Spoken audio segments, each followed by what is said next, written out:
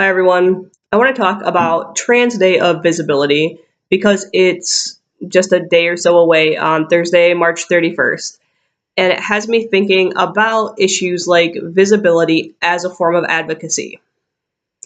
Clearly, I am a fan of visibility in general because I have a YouTube channel dedicated to that specific topic. Even then, I have not really decided if or to what extent I plan on participating. So if you don't know, it's just a day for trans people to all kind of maybe come out if they're not out already. And if you are coming out, congratulations. But to make themselves more visible, there is a hashtag you can use, which is just the abbreviation TDOV.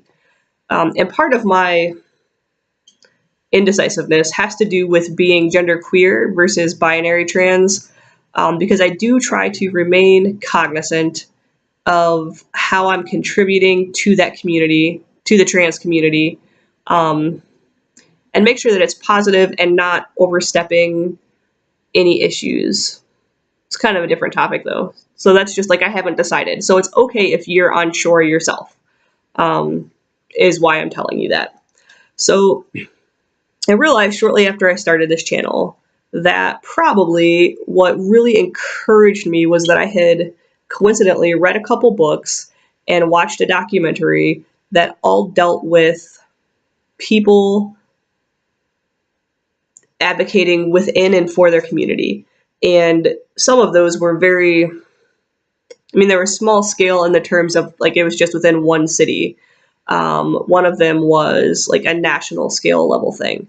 And so hopefully this little YouTube channel is helping a few people. That's really all I intend.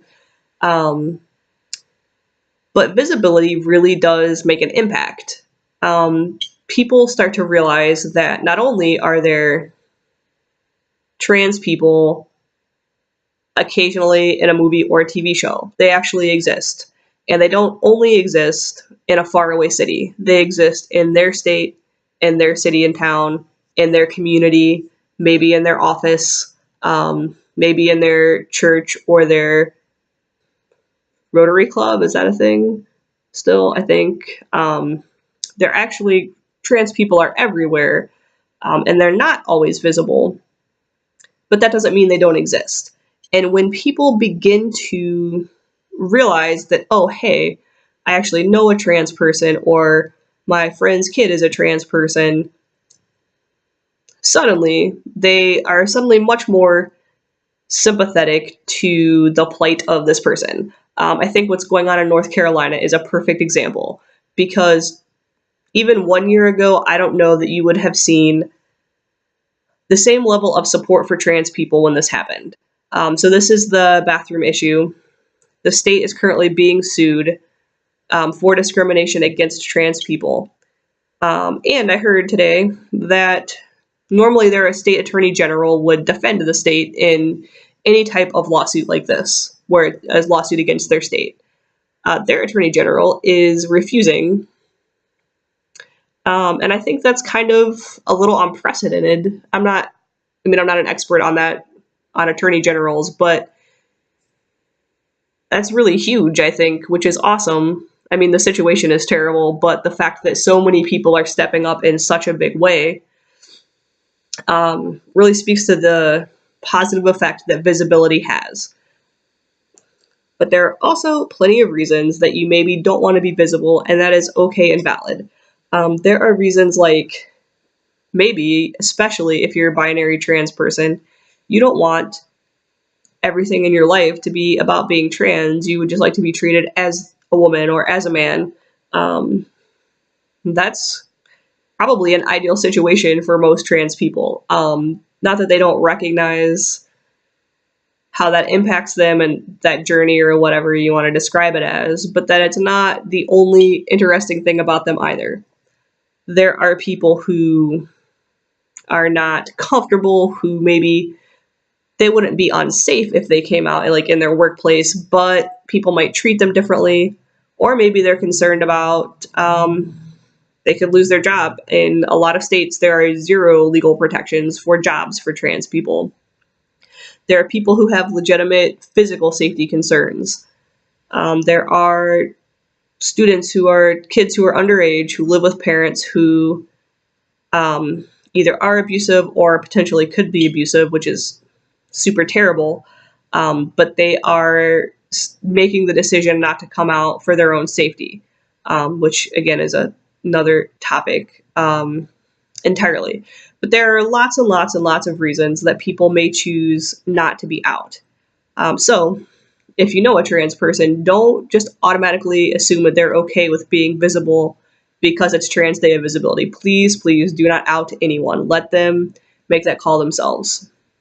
Again, if you are going to be out, that is great and wonderful, because I do think it's something that is very widely needed. If you have thoughts on like being genderqueer and being out for Trans Day of Visibility, I would be really interested to hear those, particularly if you are trans of any binary, non-binary. I would like some feedback on that, I think, because I still have mixed thoughts, and there is the reality that it might just depend on if I can take a cute selfie that day, really, because I do have some moments of vanity. How good my hair looks, it's always important. But in all seriousness, visibility is important. I think it's a great day and a great easy way for a lot of people to contribute. You don't have to do something huge to make an impact. This is getting long, but in one of the documentaries I watched, there was a guy who lived in San Francisco during the AIDS crisis, and he ended up volunteering as a counselor.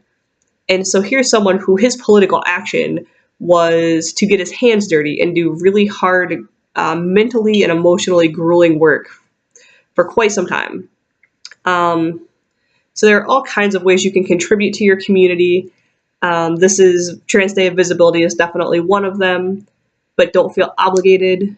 Yeah, so happy Trans Day of Visibility. Well, give me your feedback on if you think it is better or not for non-binary trans people to participate, or any other thoughts you have on like visibility and advocacy and Trans Day of Visibility specifically, and whatever else I maybe forgot I rambled about in this video. So everyone have a great night, and I will talk to you soon.